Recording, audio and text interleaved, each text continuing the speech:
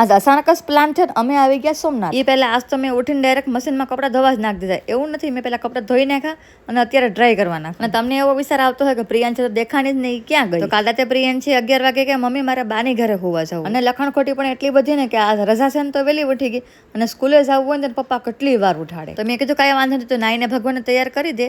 ત્યાં પપ્પા જલેબી ને ગાંઠિયા લઈને આવ્યા. જો જલેબી ગાંઠિયા અમારા ઘરમાં અમે 3 જણા જ ખાઈએ, હું એને પપ્પા ને અમારો કાનુડો. કેમ કે આનું તો કંઈક અલગ જ હાલતું હોય. એને ગાંઠિયા જલેબી લાવ્યા એટલે ન ભાવે એટલે એની રીતના પૌવા બનાવી લઈએ. જ્યારે હોવા થાય ત્યારે તો નાસ્તો કરીને આવે, પણ આજ એમને મજા આવતી રહી. જો એની રીતના એને પૌવા બનાવી લીધા, એની રીતના એની ડીશ તૈયાર કરી લીધી અને ચા નહીં દૂધ પી. કપડા ક્યારના ડ્રાય થઈ ગયા હતા, હું હુકવવાનું ભૂલી ગઈ. હું કપડા હુકવતી હતી ને તમારા નાનો ભાઈ આવ્યો. આની 2 મિનિટ પહેલા વરસાદ આવતો હતો અને આ બે બહાર નીકળ્યા ને નાવા હાટું તો વરસાદ જ વહી ગયો. મેં કીધું તમે રહેવા દો, રજા હોય એટલે એવું નહીં કે આરામ જ કરવાનો. મારી દીકરીનું એક કામ હજી એક છે કે એને પોતાએ કરવાના ઘરમાં. આ ક્લિપ પ્રિયાંશ છે ક્યારે બનાવી એની મને ખબર જ નથી. બોલો. અચ્છા, હું ભૂલી જ ગઈ. આજ મારે ને પ્રિયાંશ ને બેને મેચિંગ કપડા છે. તો તૈયાર થઈને ફટાફટ બેઠી જાય ગાડીમાં. આજ પહેલા આપણે જવાનું છે તાલાળા અને પછી જવાનું છે સોમનાથ. આજ આપણે હાઈવે ઉપર નહીં પણ જંગલમાંથી જવાનું છે. પોગી ગયા તાલાળા ને પહેલા તો હું આવી ગઈ ચપ્પલ લેવા, કેમ કે મારા વાડીએ ગયા ને ત્યારે ચપ્પલ તૂટી ગયા, તમને ખબર જ છે. ચપ્પલ લઈ કપડા જે સિવરાવા નાખ્યા હતા એ કપડા લઈને આવી ગયા પાછા મોલમાં. આ બધી ચોકલેટ ના તમે ખાલી પેકેટ તો એકવાર જોઉં. હવે અહીંયા આવ્યા છે તો મેં કીધું આપણે થોડો ઘણો સામાન લઈ જ લઈએ, મોડા ભેગું મોડું. ઘરેથી નાસ્તો કરીને નીકળ્યા. જમવાનો ટાઈમ તો કયો ને પૂરો થઈ ગયો, પણ પ્રિયાંશી બિચારી ભૂખી થઈ અને મને ક્યાર નહીં કહી